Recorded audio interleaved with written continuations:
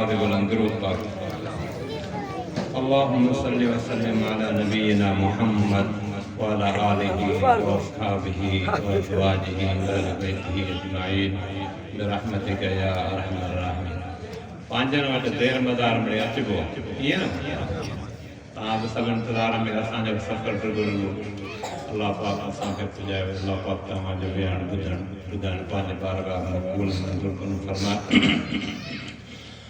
सुबह सांझी मिठा मुरसल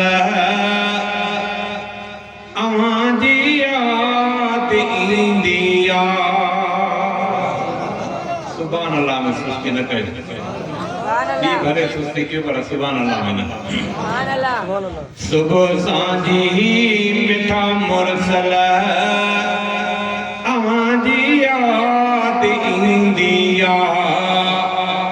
घुराए रब सिखोई शल घुराए रब सिखोई शल अवां दी याद इंदिया। सुबह सांझी मिठा मुरसल अवां दी याद इंदिया। जॾहिं को सिंध मां माण्हू अवां जे शहर ईंदो आ। जॾहिं को सिंध मां माण्हू अवां जे शहर ईंदो आ। तॾहिं रोई पवे थी दिल तॾहिं रोई पवे थी दिल अवां जी याद ईंदी आ। सुबह सांझी मिठा मुरसल अवां जी याद ईंदी आ। तॾहिं सारे संभालींदे अखियुनि मां आब निकिरे थो। कॾहिं सारे संभालींदे अखियुनि मां आब निकिरे थो। संभालणो थी पवे मुश्किल संभालणो थी पवे मुश्किल अवां जी याद ईंदी आ।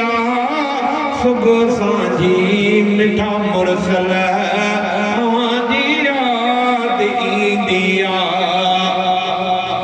मदीने जो जॾहिं कोई कंदो आकल किरो मूं सां।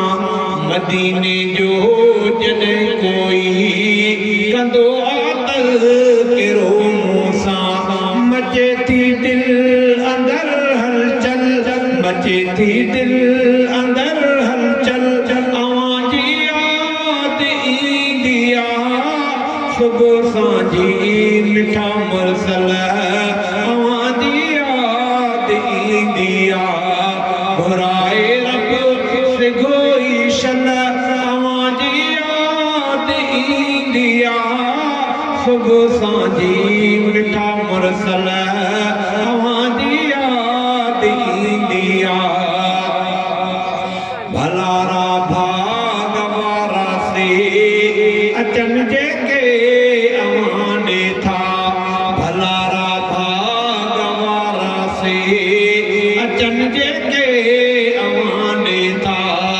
मञा तिन खे पयो अफ़ज़ल मञा तिन खे पयो अफ़ज़ल अवां जी याद ईंदी आ। सुबह सांझी मिठा मुरसल अवां जी याद ईंदी आ। ग़ुलामी मुर्तज़ा जी दिल अवां जे लाइ पई तड़पे।